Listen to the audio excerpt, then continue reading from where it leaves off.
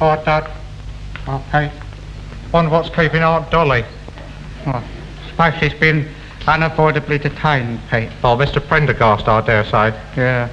Well, of course, she's getting to that, frisky age, you know, the naughty 40s. More like the filthy 50s as far as she's concerned.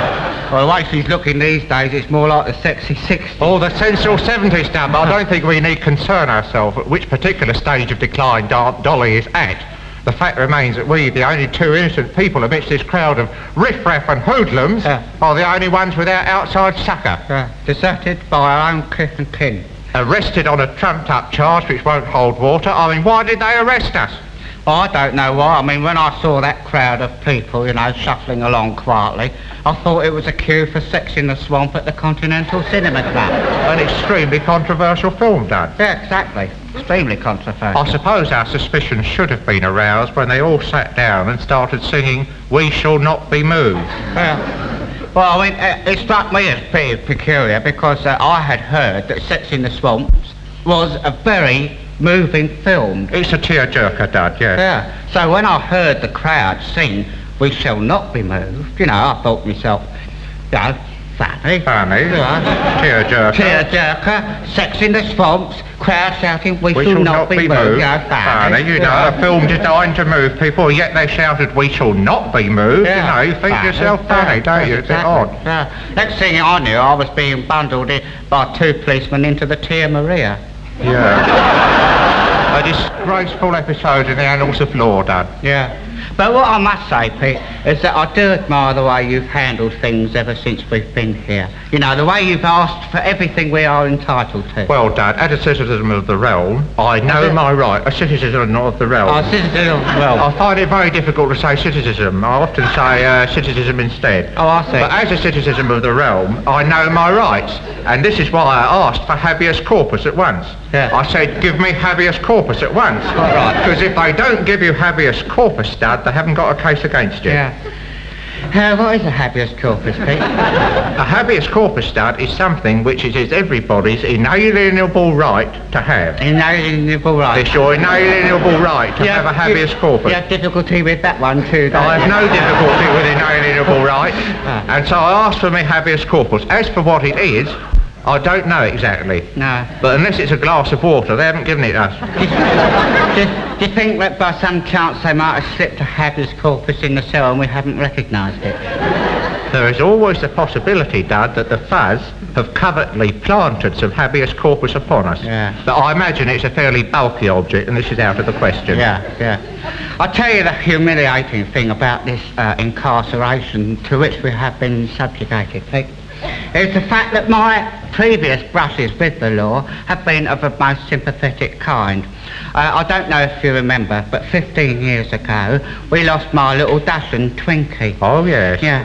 I went up to the Chadwell Heath Constabulary, and I said to Sergeant Thacker, I said, "Excuse me, Sergeant Thacker, but have you seen my Twinkie?"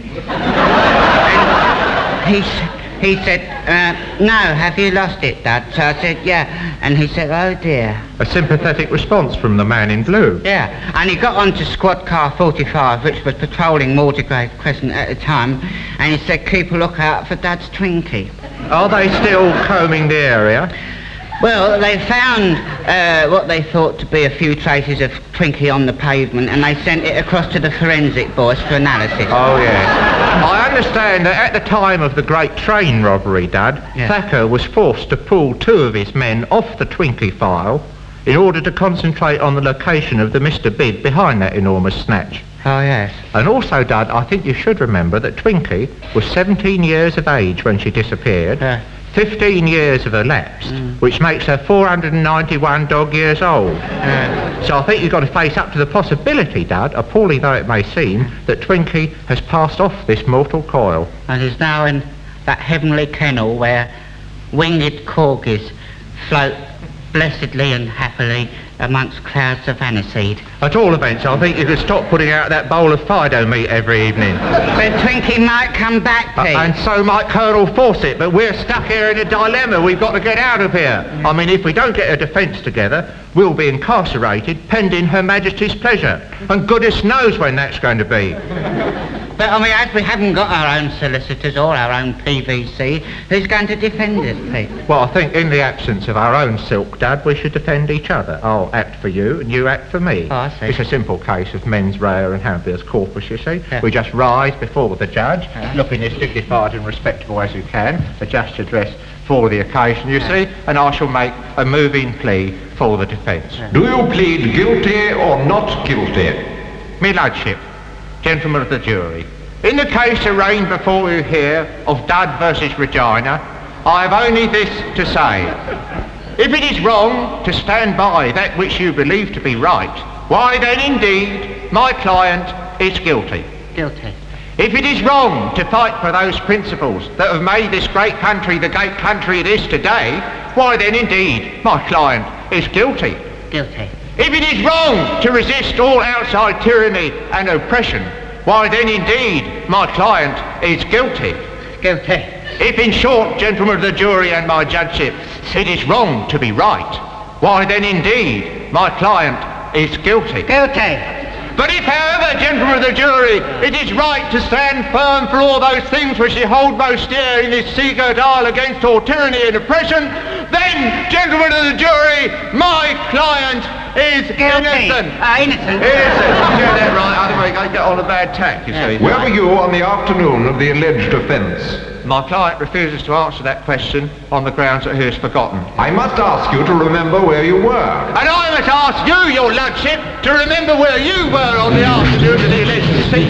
For I put it to you, gentlemen of the jury, beneath the wig and the powder there lurks none other than the Streatham nude strangler who has put every housewife's wife and life in jeopardy. Will you please plead guilty or not guilty? Objection! More life! On what grounds? On the grounds of mens rea and habeas corpus, as exemplified in the case of DUDLEY versus Harris 1947, with which your holiness is doubtless familiar. I beg your pardon? And if your holiness is not familiar, perhaps he will be gracious enough to cast his learned eyes onto page 7,001,001 of the Lawyer's Gazette. Clear the court! Clear the court! Clear the court! The defence rests. I think you were marvellous, Pete. I don't know how you do it. I think it's very good. You heard what he said, didn't you? Yeah, clear the court. Clear the court. That means we all get off scot-free. Here we are at a typical nest, and we see the female householder coming out onto the grass with her brood. Now we see the male, who is slightly larger, emerge for his weekly ritual of polishing his friend, the giant black beetle, with whom he has a classic symbiotic relationship.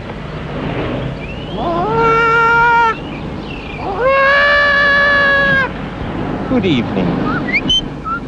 Michaela and I have constructed this little hideaway that directly overlooks the nest of these fascinating little creatures. Unfortunately, we were let down at the last minute by our usual egg sitter, so we were forced to bring little Robin along with us. I don't think he'll be any trouble, however, but you must excuse Michaela if she's a little bit broody. The householder has finished polishing his friend the beetle and goes inside to gather some sticks for a kind of ritual dance. The purpose of these sticks is obscure. All we know is that they are used to hit the eggs of the householder about the place. Perhaps this is to advance the hatching of the young. Who knows? See the dancing movements. Very often the egg is hit over 200 yards away and is lost forever by the short-sighted householder. A seemingly careless attitude towards the young. I know if I started hitting our eggs about, Michaela would soon peck me to bits. Yes, darling. But even when the eggs are hatched, the female householder exposes her young to all the dangers of suburbia. Michaela, we now see what happens when the baby householder is menaced by an outside threat. Michaela flies down to menace the tiny householder. At first, the male householder seems unaware of this threat to his young. Then suddenly, he feigns injury and goes off into the nest to try and lure Michaela away. The ruse fails and Michaela returns.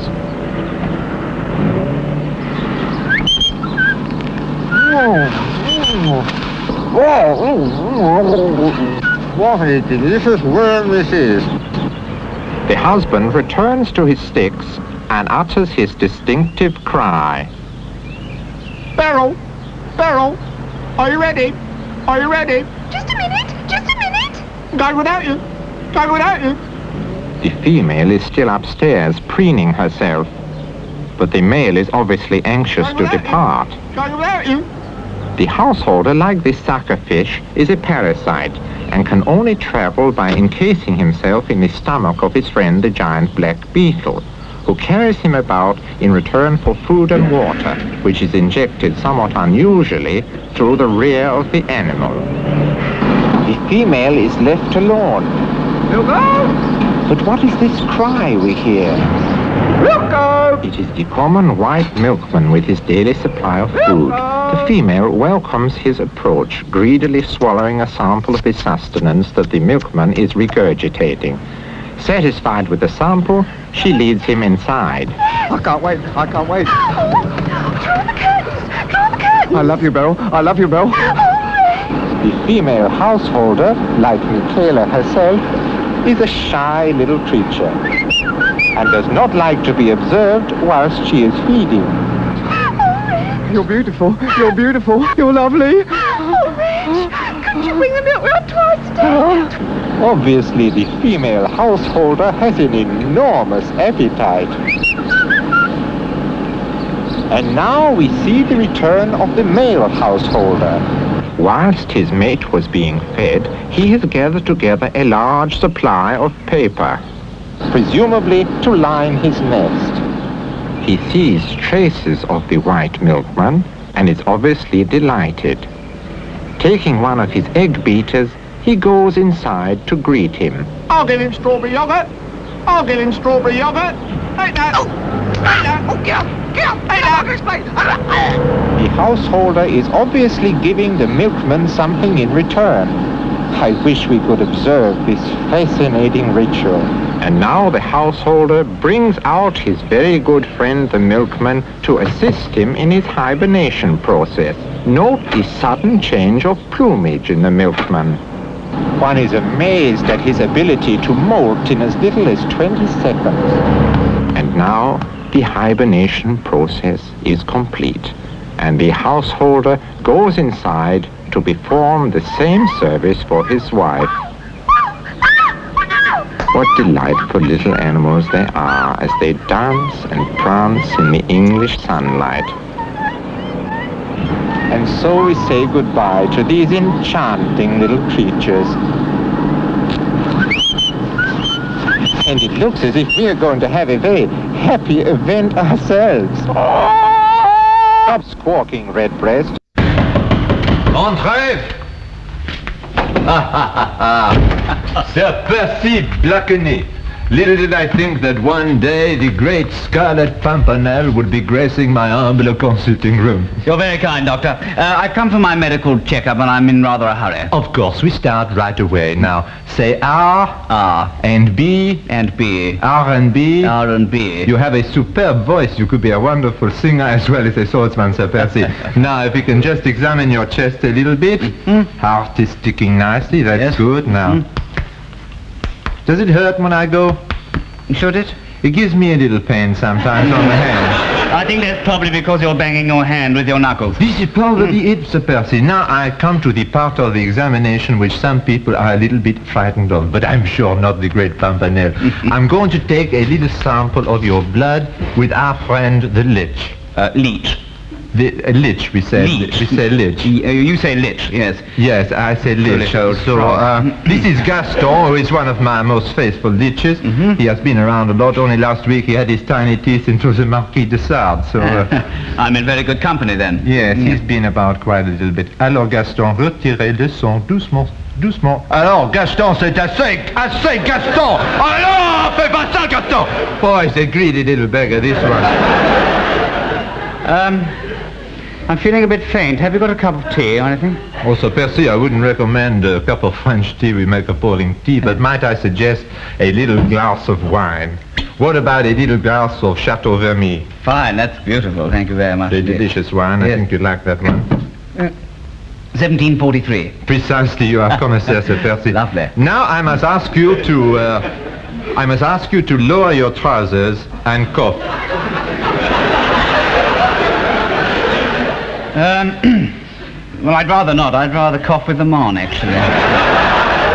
Yes, I don't like that bit either very much. Good, just cough, please. And again.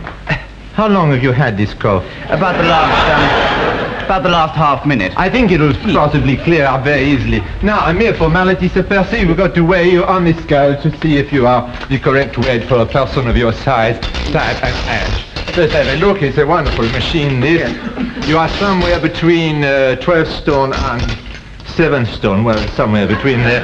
It's a very good fighting weight for a Pimpernel. Very good. Well, I'm glad to tell you, Sir Percy, you are in peak physical condition. You have many active years ahead of you. Thank you very much, Doctor. As I say, you are fit for anything. Thank you, Doctor. Au revoir. Au revoir, Sir Percy. Fit for anything. That's what he sings, I wonder.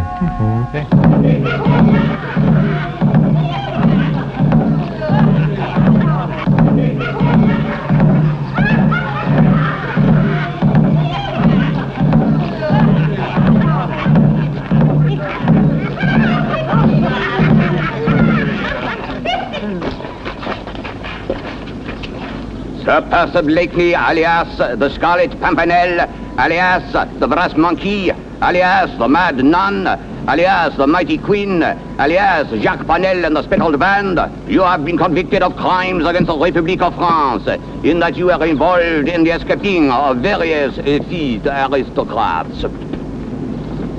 Do you deny any of these charges? Before you die, Pimpernel. Pimpernel, you poxy peasant. Come on. Pimpernel. Pimpernel.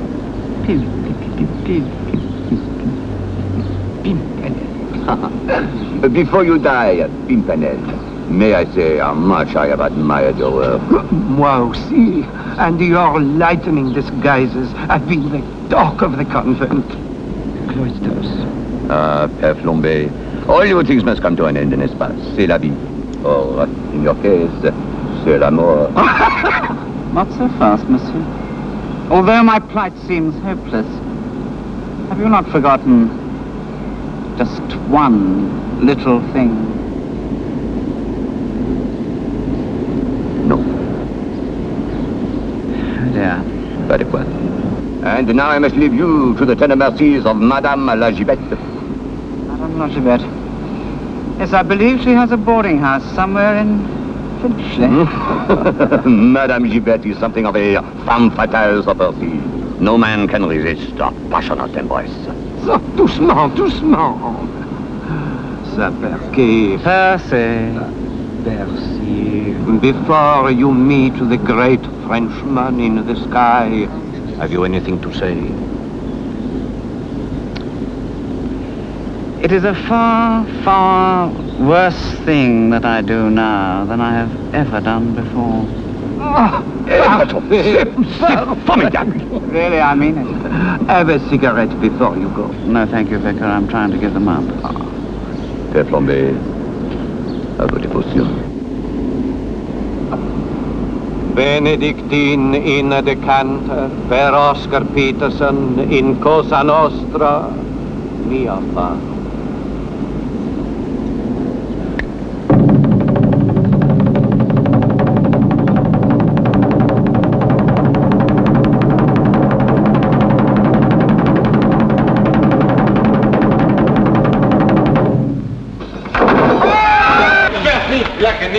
How nice of you to drop in again. Oh, Doctor, you saved my life. But of course, and thanks to our good friend Captain Kirby with his amazing wires, you are a free man again. But how is it that you, a French aristocrat, are saving me, an English aristocrat?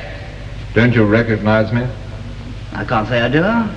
Let me remove my disguise.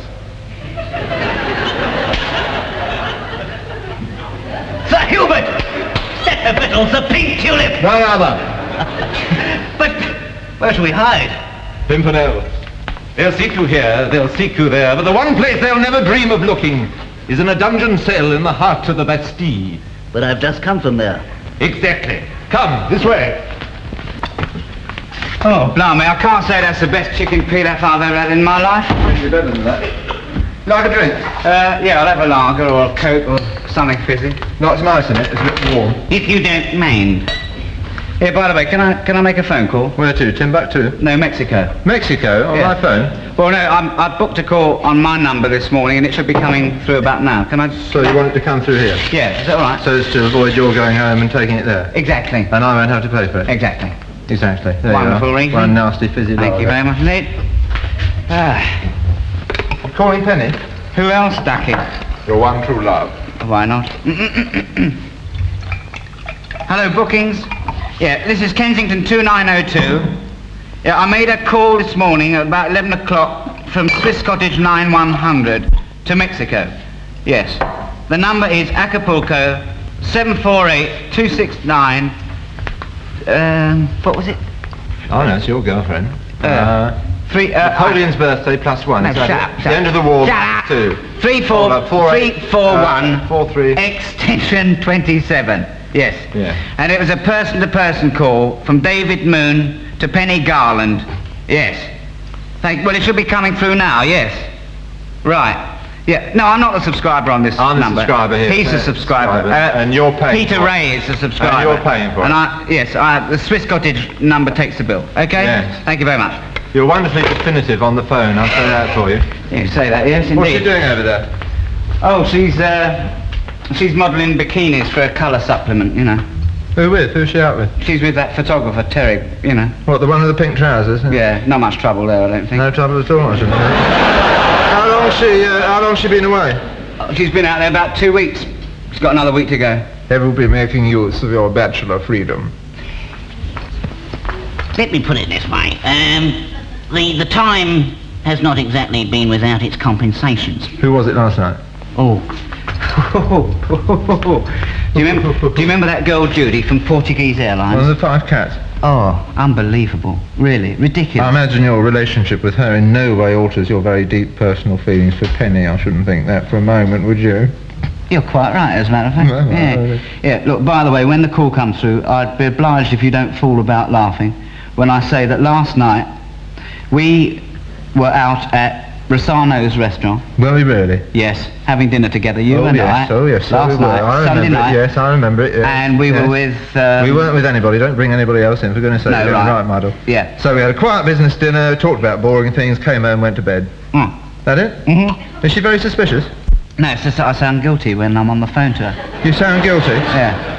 Do you think it's anything to do with the fact that you are guilty? Could they two be possibly linked together? Do you I don't think there's any link at all. No. Hold on. Ah, love Beckham.